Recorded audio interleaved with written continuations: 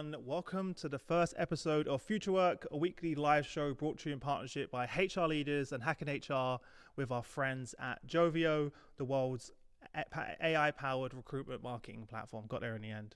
Each week, we'll be joined by some of the world's leading HR executives and experts to discuss the latest in HR, technology, and the future of work. I'm Chris Rainey, co-founder at HR Leaders and host of the HR Leaders podcast. In studio, I'm joined by my partner in crime and co-host Matt Burns, who's a former HR executive, global industry analyst, and co-founder of Atlas Copilot. How are you doing, Matt? I'm doing well. How are you doing today? I'm all right. I'm doing good. We made it. We're live. We made it. It's all working as well. That was the hard part over with. Should we probably introduce our special guest today? I think we probably should. Or should we just leave him there? I think he's going to carry the show. Do you know what? I don't think we can stop him from talking. We're those of you that know my channel know that this is one of my favorite people in the world. So we're joined by Wagner, Denuzzo, who's a former vice president of leadership transformation and future work at IBM and Prudential. He's also author of the book Leading to Succeed: Essential Skills for a New Workplace. How are you doing, friend? Nice to see you again. Oh, thank you so much for the introduction. You are one of my favorite people as well. And I'm very excited about this hacking HR leaders. I've been part of this ecosystem. It's so great to see the collaboration. So thank you. No, this is fun. Finally joined forces, to get coming together. So how you been anyway? How's everything going with the book, the launch? I've been seeing all of the posts, all of the great comments. Chris, to be honest, in essence, things are in the flow of work as I expected. So things are coming at the right time and people are responding to a new way of thinking. So I think this podcast is very timely as well, because I think we are bringing a different consciousness to HR that was missing. It's very integrated. And I think this hacking HR leaders, you are partnering. That's the key to success, isn't it? Yeah. Partnerships. 100%. So I'm loving what's happening and things are going really well. Thank you for asking. Amazing. Well, today's show, everyone, as you can see in the title, is the holiday season's around the corner. Many companies are going through this process we're about to discuss. So we wanted to talk about how to build talent pipelines for seasonal and surge hiring. Many of those large companies we work with every day with the large frontline workers, definitely a challenge right now. I want to come to you first, Matt, and talk about what are the differences? You used to work in some of these organizations. I know that as part of a big part of your role. What is the difference between regular hiring and hiring for seasonal or surge needs? In a word, panic. And that's the end of the show, everyone. Yeah. Jokes aside, the difference between traditional hiring and surge or seasonal hiring is that it's generally a predictable activity where organizations, big and small, will make an investment in their teams. Think retail during the holiday season. We used to call it the golden quarter. 40% of the sales in retail happen between October and December. 40%. 40% between October and December. Wow. So organizations in retail have to staff up coming out of school, back to school, September, getting ready for that golden quarter. And then almost as importantly, in January, they have to offboard the same number of people because you're hoping that when you have your next seasonal surge, you can bring people back and continue on the momentum. Talent's about investment, and you want to make sure you get the most amount of your investment. Yeah. Wagner? That's amazing. One key word that I think we should scratch from the vocabulary one day is the word traditional. Because the traditional hiring is out the window. If you think about what we have here in front of us is the opportunity to reinvent hiring. And actually, it's not talent acquisition. I've been saying talent access. How do you create an infrastructure that gives you access to the talent pools that you need when you need it? So I think that's the key difference is even beyond the seasonal panic is now the greatest opportunity for us to use AI, technology, skills-based organizations are doing this and really focus on how do we create this infrastructure that creates this surge hiring, not as a crisis, but as a process in the flow of work. It's almost like creating blockchain. Remember blockchain? People are not talking much about blockchain. But if you think about it, there is supply chain, there is the talent pools, there's the whole orchestration of hiring with technology. So all this is changing very rapidly. So I think you're going to see like in the next 6 months a huge advancement. I was thinking about doing this, and now I'm like starting to change my mind because we're live. But I don't know if you guys have been playing around with the new OpenAI voice. But I was thinking we could ask AI the same question live right now and Good see what question. answer we get. Should we try it out? Let's try it. Yes. It may go Yes. wrong, everyone. You know, this came out yesterday. I don't know if any of you've been playing around But with just it. as concisely describe the, you know? Oh no, we'll see. Okay, I can tell you've been playing around with it. Let's see if this works. I'm doing this live in front of everyone. Can you explain the difference? Can you explain the key difference between regular hiring and hiring? Oh, when you're explaining it. Well, let's start that again. Can you explain the key differences between regular hiring and hiring for seasonal or surge needs? Sure. Here's how you can explain the key differences. Regular hiring is for long-term, permanent roles that are essential to the business. The recruitment process is more strategic, focusing on finding candidates who are the right fit for the company culture and have the necessary skills for ongoing success. It's usually slower, with more time for interviews and assessments, because you want to make sure you're hiring someone who will stay with the company long-term. Seasonal or surge hiring, on the other hand, is all about filling short-term positions during peak periods when demand spikes, like during the holiday season, or for special projects. The focus is... Oh, and now it's turned off. It was going to carry on going, but I'm going to cut him off because it wasn't concise. What do you think? Do you think he had good answers? What do you think, Wagner? Do you think you done a good job? To be honest, it does. And this is what we have to embrace. We don't need to try to explain things over and over. Explanation, findability, creation of things that are very binary in nature. We have to give to technology. Now we have it. Yeah. So it's about embracing then what's left for us to add to a competitive advantage. I think that's the key question. How can we add value to a process that primarily can be optimized by technology? Yeah. And that's the key question that HR has to start thinking.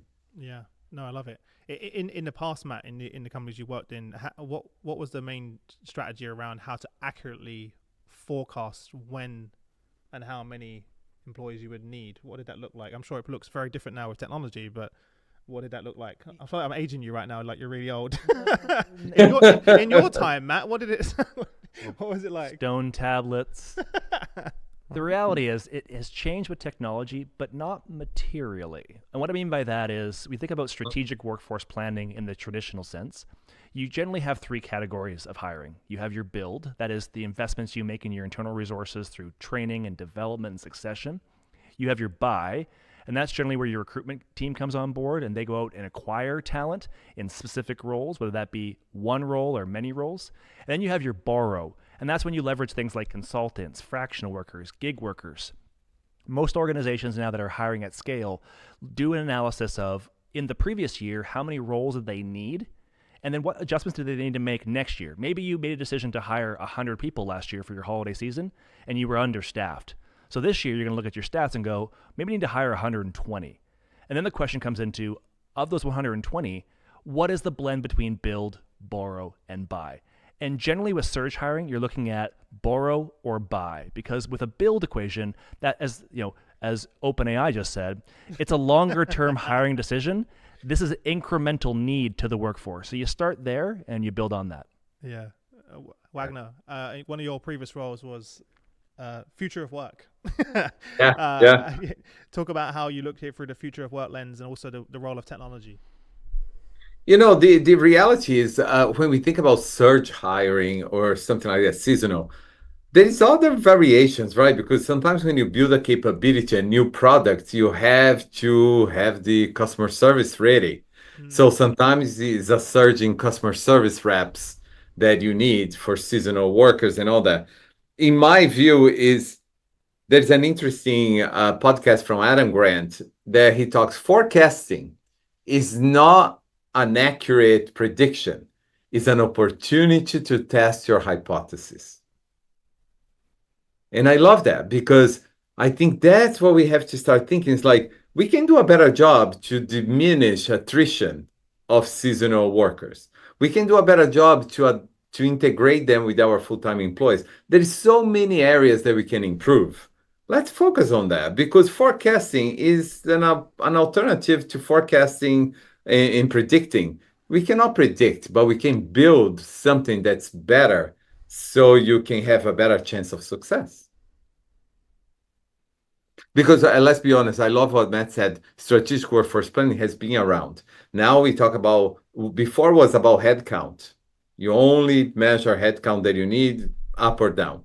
Now we are thinking about skills. How can we move the build, borrow, and the internal mobility is a role. Now we are talking about how can we create this end-to-end process that's a dynamic, fluid strategy that no matter what the peaks and valleys are, now we are not just hiring full-time employees and firing full-time employees because everybody knows this is not working. So how do we do this in a fluid way, frictionless way, because we are going to talk about onboarding, right? Frictionless way, in a way that's in the flow of work. All these F words, right? Fluid, frictionless, the flow of work. The nice S words, the nice F words. It's fine. Yeah, the F words. Well, and one of the limitations of workforce planning is that when you look at it, as I mentioned, you're looking into the past, but things are changing so quickly that oftentimes the past isn't a good predictor of what you need in the future. So organizations need to also apply that other layer on what is different about my workforce composition. Wagner mentioned it. Yeah. If it's a skills question, maybe it's about artificial intelligence or machine learning or even customer success. What does the future organization need? That's as important as where are you coming from? Yeah. One of the And Matt, I think now that you're saying that, let me just mention this. You need to be smarter about what talent pools are out there that you can identify throughout the year so you have easy access to them when you need them. Before it was like, okay, let's open the advertising of vacancies. But now I think we can be even more strategic because different locations have different customer behaviors. And actually, we can identify what are the pipeline for our talent when we need them, where they need them, you know? One of the challenges I hear from organizations, though, is during that time, everyone's competing for the same talent. Yeah. So then it becomes even more important that you have a great onboarding experience. Exactly. Because then you're going to lose people during that. Even down to I've seen even companies of removing the friction even putting an email. Right? Because a lot of these frontline workers don't have emails and they would rather have you text message them and have a text experience. So immediately I saw a company that had like a 30-40% drop off rate when they asked for an email over a phone number to text. So just something as small as that was huge. So you need to ensure that you have that in the process, and also the pre-boarding experience, making sure by the time they walk onto the shop floor or the factory, wherever it may be, that they've already gone through this health and safety training. They know their rota, what hours they're working, all of the questions, where do I see my pay slip? All of that stuff needs to be done up front. Well, now it's time for me to confess one of my sins because it was a very common practice in HR4 to overhire. To say we need to hire. You knew that was going to happen because we knew we would have attrition. So rather than actually address the challenges that were systemic to why people weren't staying, we would overhire. And there's nothing more disappointing as a candidate when the organization doesn't meet your expectations. Whether it's pay, whether it's hours, whether it's the type of work that you'll be doing. It's a bad habit that organizations got in, and now it's changing by necessity because, as you mentioned, Chris, the workforce now is finite, and it's actually shrinking.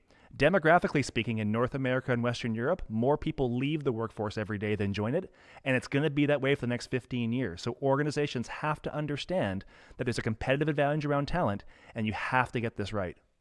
Yeah. And actually, I have to say, one thing that I've been playing around with AI and all this is humor. The candidate experience, what do we need to do? Create the conditions that people feel attracted to us, but not overwhelmed by us. Because it's very overwhelming for new talent to understand what's required of them. I was reading about the Association for Psychological Association, the American APA, American Psychological Association. In regular organizations, only 48% of employees know what's expected of them. That's really low. That's really low, isn't it? Imagine when you add this to surge crisis, where people like just trying to blast, this is what you need to do, this is where you need to show up, this is what you need to learn. It's overwhelming. Using humor is an amazing way. For example, a candidate, hey, don't worry, I know it feels like you're drinking from a fire hose. That's okay because you're gonna make as much money as you can drink.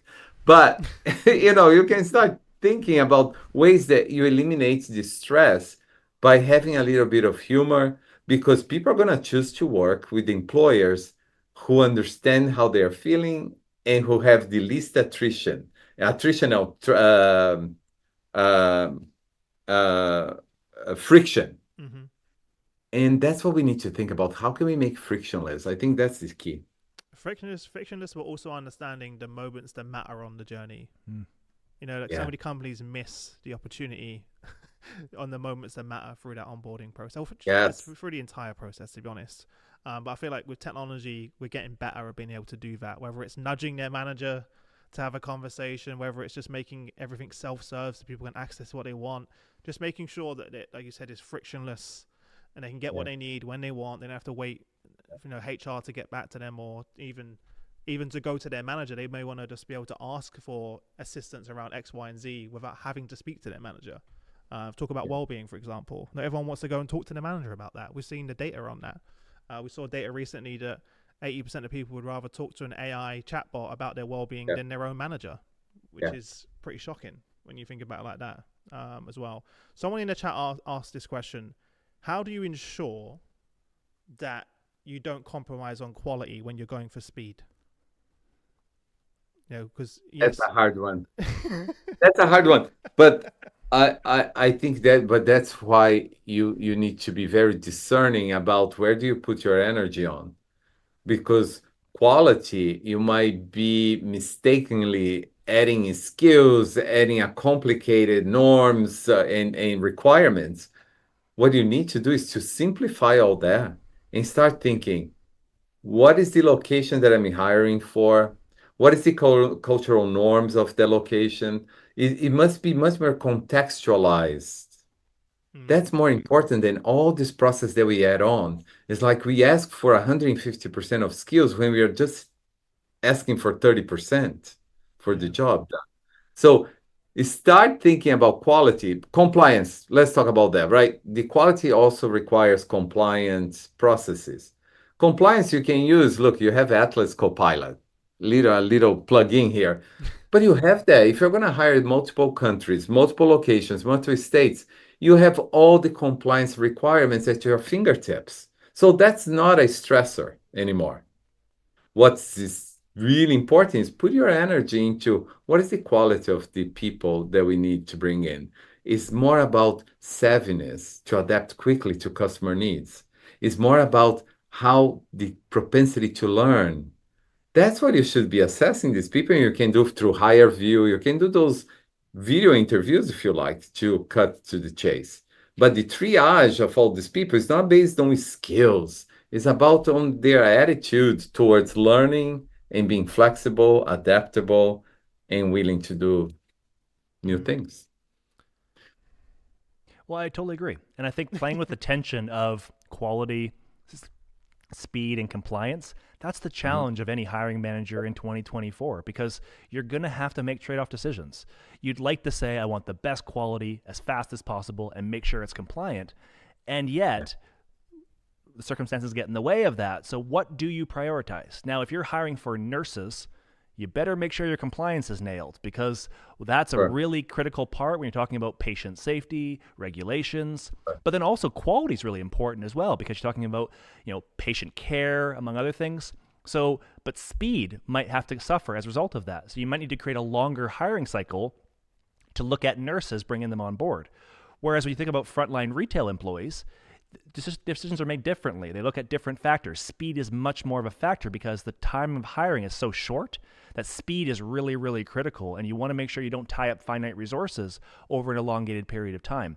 And I think, Chris, when I think about hiring, we talked about the onboarding, but it's also about the marketing of that. And when I think about an organization like Joveo, they do a great job of trying to link the limited spend, because organizations don't have an infinite amount of resources to spend. Yeah. Where do you put your investments in the marketplace to make sure you get the biggest bang for your buck, for lack of a better term?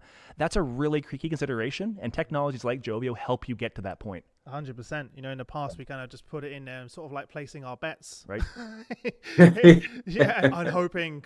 But with Joveo, if you want to aware, you can do that, but then it will use the AI algorithm to start to shift and see where you're getting results and where you're having impact, and then spend equally. And we didn't have the ability to do that at scale before. No. Across multiple countries, across multiple regions. Now we can leverage technology to be a lot more smarter about how we spend and do that as well. So I still see companies doing it the old way, which is kind of crazy. Even the ones that I speak to that you all know as well. And it's interesting. But those that don't do that won't have the competitive advantage. Nope. And they will lose talent as well. Well, they'll spend the money in the wrong areas. Yeah. And again, finite resources. If you're spending money in the wrong areas, let's say you're over-indexing on university recruitment. Well, that may not solve your biggest hiring need. So I understand. Traditionally, it relied upon institutional knowledge. Yeah. What did we do last year? Who has the knowledge base? But now we can use technologies. We can use data to inform decisions. And organizations that do that, to your point, Chris, absolutely have a competitive advantage. Yeah.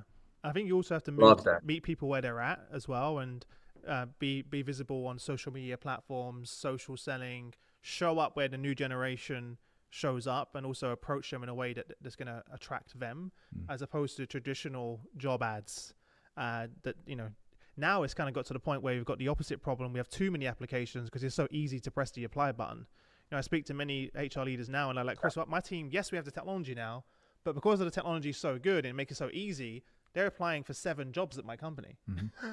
And they're just pressing the button constantly. So it's even more important now that we have technology that can help decipher and get the right people.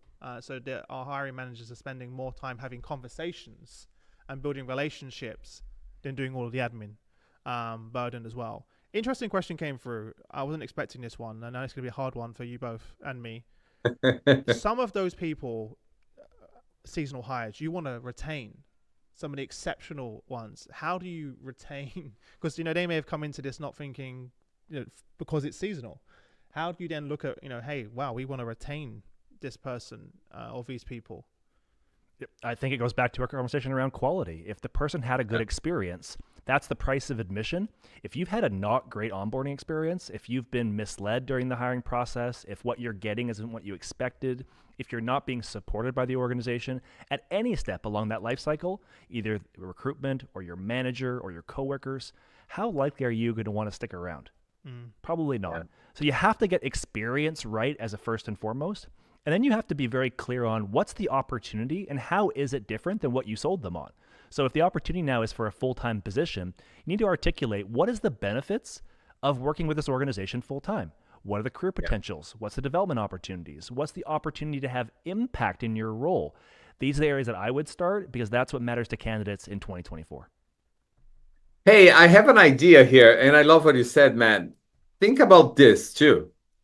Sometimes HR and recruiting teams take upon themselves all the responsibilities for the whole thing from end to end. Let's start sharing accountability here because you can share with the managers locally. You know, you give them more power to do assessments and access the right talent, but you're also demanding accountability because they are responsible for the experience as well. And then I just came up with this idea. Think about this. And the teams, because they need to integrate with the full-time employees. So the integration is something that you need to care for. Yeah. So it needs to be frictionless, friendly, and fast, right? So why don't we engage everyone in this process?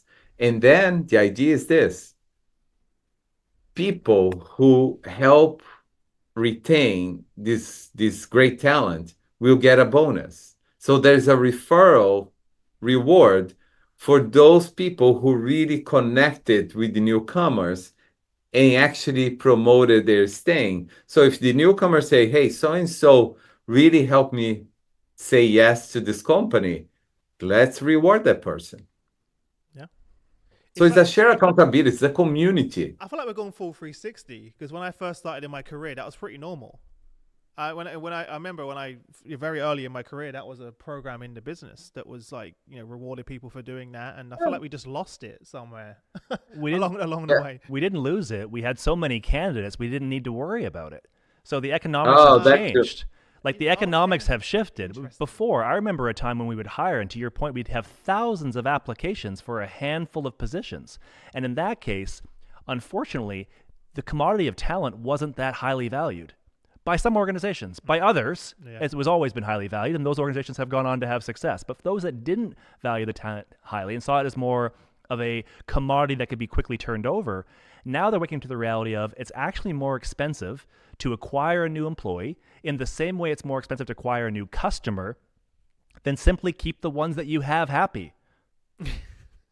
Very true. On that point, then, one of the things that I've seen the companies that are having the most success is that, like with their customers, for their talent, they have those nurture campaigns. Mm-hmm. So, like, typically you speak, I remember I used to get a call once a year from the same recruiter every year for like 10 years of my previous show. You call once a year, I probably appeared in his Excel spreadsheet and he gave me a call. But, the ones that are doing it really well have these real rich marketing nurture campaigns specific to their target demographics and the talent they're trying to attract. And throughout the year, they're adding value, to them. So when they do come around to thinking about maybe I want to leave the company, here's a company that's constantly in contact with me, adding value to me, whether it's through their content, research, etc. That's something I feel like is a big missed opportunity. You spend so much time and energy to attract them, and then you just kind of let them go again. It's just kind of crazy. So I think important that we have a nurture campaign for all of our, both internally and externally, to be able to make sure we keep those relationships, if that makes sense. Mm-hmm. I love that. And that can be done through technology as well. Let's be real. Yeah, exactly. Like Customized. Resilient, wellness. If you offer this to people freely, they start feeling that you care about their well-being. So I think you're on to something. Nurturing campaigns. I saw yesterday some research as well talking about people are 80% more likely to join a company that they feel that well-being is important. Yeah. Right. 80% more likely. So imagine you had a nurture campaign, to your point, that offered some of those resources for free to help those people, even if they don't work for you, right? They're in the nurture campaign. They're going to come to you. If they're thinking about leaving a job, they're going to be like, that's the kind of company I want to work for. Not only do they care about the employees, but they care about me. And I'm like, I don't even work there right now as well. So, and Chris, I think you're onto something really important, because I've been doing a lot of workshops with a partner on resilience and wellness and all that vitality. Mm-hmm. It's amazing the response we're getting. And then we create something that's online. It's amazing how you can create the same engagement online with people who feel that they are gaining some valuable lessons on how to manage their energy, how to manage their physical, emotional, and navigating the workplace. Let's be real. Navigating the workplace is not easy. So you can do wonders if you show people that you are giving them access. So giving access to people is really key right now for retention. Yeah. Anything you want to add, Matt? No, I think that's exactly how you do it. It's thinking about your employees like your customers. It's breaking down the wall of inside voice and outside voice. Yep. Oh, you distilled that very well. Did you just chat GBT that line? That was that was a good one. That's a Matt GPT. Everyone listening, we call him Matt GBT internally as well. A few people have asked for case studies. I didn't have any prepared, but I thought maybe I could ask our AI agent if they're good enough to provide a case study on this. What do you think? They will. Do you reckon? What company do you think is going to come up with? Because none of us know right now. I'm going to try this live. This is the first show. We're going to try some things out. So let me give this a go. Can you share a case study where a company has successfully built a talent pipeline for surge hiring? Sure. A great case study to share is how Amazon has successfully... Oh. Amazon heard it and cut it off. Well, back to our previous conversation. Do you know what it was? It heard Amazon and was like, no. Right. No, we don't want Amazon. But back to our previous conversation, Amazon is one of Joveo's biggest customers. So feeding the loop back, cool. Amazon and Joveo work together very closely. I did not know that. So that they can support the hiring of a lot of people all over the world. And part of that is, to your point, making the investments in the right areas where candidates are looking for roles. Yeah. Oh, I'm really upset that it didn't work. I almost want to try again. Can I try one more time, everyone listening? Is that all right? No, that's wonderful. That might be a great example. Glad it works for you. If you need to tweak anything... No, it's losing its mind. AI, everyone. We'll get there. What we'll do next week, we'll have like a microphone set up with the phone in front of it so we could just talk to it and ask questions. What about, especially when you think about onboarding this many people, how do you think about culture fit in that context? Yeah. Do you think about culture fit from a season when it comes to seasonal workers? You have to. It's part of the equation. Seasonal workers are going to generally interface with other employees or your customer. So culture is really, really important. You have to understand what's important organizationally and then find the right people to fit those roles. Otherwise, you're going to have misalignment. Imagine hiring somebody on a seasonal basis that doesn't align with your values. That person's not going to be able to contribute to your organizational mission, but probably as importantly, they're not going to have a good experience. They're going to feel like they don't fit in. And that's how people choose to leave organizations. It's not a good investment of time or money on either party. Wagner? And to be honest, Matt, when we think about potential long-term full-time employees, you're already assessing all the search hiring for potential hires. So it's a disservice not to pay attention to culture fit. And actually, when you think about like customizing the customer experience, for example, personalizing the customer experience, you need people who understand the context in which they're in. So Amazon is mostly for delivery, right? Probably they do a really good job because I always say, and I'm going to repeat, clarity creates capacity. If you don't have capacity, it's because you probably are not clear about the process you are using or the steps you are taking to get to where you want to go. So clarity creates capacity. Amazon does that better than anyone, right? But for retail stores, hospitality, there is a different nuance because now you have localization, local cultures. And that's when you need to engage managers, engage the teams, and make this a cultural community-based effort. I think it actually creates retention of full-time employees as well when you create that shared accountability. Well, especially back to Matt, your earlier point, what was the percentage you said during that period of sales? 40%. So yeah, 40. If you're hiring the wrong people, and at that 40%, it's a disaster to be able to do that. What haven't we covered, Matt, that we should talk about? What are we missing? I think we should just speak to the fact that surge or seasonal hiring also has different applications in different industries. We've talked a lot about retail. That's easy for most of us connect to because we're all shoppers and we're all consumers, and most of us have worked in a retail job at least once in our careers. But there are many jobs that are more project-based. Think about construction. Think about aerospace. Think about organizations that bring people on for very specific projects. That's the same kind of principle. How do you bring people in for a very specific period of time, a clear purpose? It's probably a contract or some sort of like ROI type thing where you're bringing people into the organization. It's the same principle. The principle around finding the tension between quality, speed, and compliance. You want to make sure that when you bring contractors into a construction site, that they're health and safety certified, that they have the tools to do their job.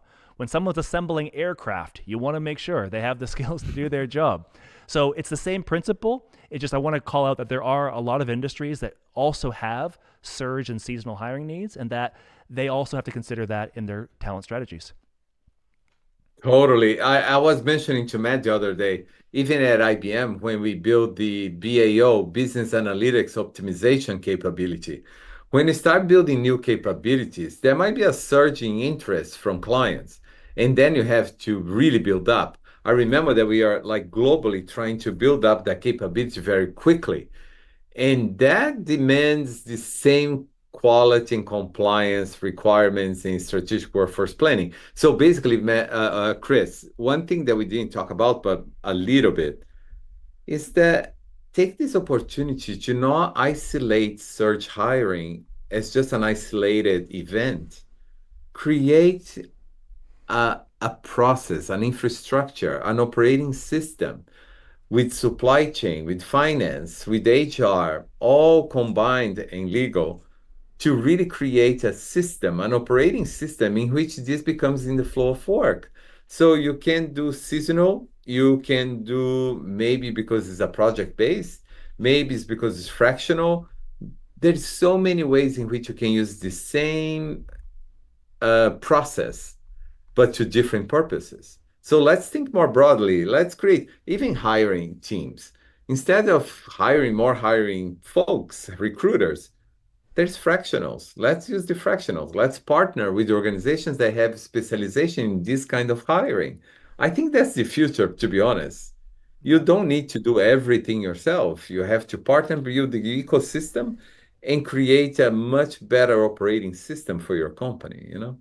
I'm looking in the chat, and your quote is a hit amongst everyone. Clarity creates capacity. I think everyone It in a really, lot of thumbs up in the chat for that comment. By the way, if you've got any questions, leave them in the chat. My LinkedIn crashed, but now I'm available. I can see any questions that you have. So if you have any questions, leave them in the chat. I'll make sure I answer that. We answer them as well. Can do that. Matthew Burns. Questions for me? Yeah, I'm looking in the chat now. You know, one thing that came up yesterday was the New Jersey HR Council. We are talking about so many things, but one thing is how do you assess fit? And one question at the end of an interview, you can always say, how do you think you can be successful? Just ask that question. Mm. What do you need to be successful in this role that we are hiring you for? Because then gives you the idea of the person's adaptability, savviness in terms of how smart they are in being flexible. It gives you all the nutrients for a very healthy relationship with a newcomer. And I love that because it's beyond skills, it's beyond what's in the resume, it's beyond the quantitative measures. It's about the quality of the person that you're bringing in, because you need somebody who is stable. You need somebody who is not emotionally volatile. So just ask the question, what do you think would make you successful here? Mm-hmm. You know? Yeah. I love asking the question on the flip side. I was speaking to a vendor yesterday, and I asked them, what do you expect from me as your customer? And they were like, what? They were in panic mode. They'd never been asked that question. So I think it's important. It's important to your point about that question, not to assume anything. Yeah. And just ask the question, and you'll be amazed how much you would learn by doing that. Someone asking the chat around, like, how will the gig economy change seasonal working and the talent that comes in through that, as more and more people now moving to the gig economy? And it's a bit of a random one, but I feel like it's very interesting. Well, I think gig is just the 21st manifestation of surge hiring in a lot of ways. I mean, gig is based on the assumption you bring something in addition to your other roles. So oftentimes in industries, you do see people moonlighting and taking on roles in retail, or, they want a side job during the summer because they're students. Like, that's very, very common, and it always has been. So I don't know that gig hiring changes it fundamentally. I think more gig hiring, it's more the technology being used to work with those individuals. That's more of a piece that I would be more interested in exploring. Yeah. One of the questions that Enrique, our good friend at Hack and HR, answered in the chat is, how do you make seasonal workers feel like they belong when they know they're going to leave in a few months? I'll start. One of the things I've heard many companies do is create like a buddy system for when people come in, so they kind of team them up with a buddy.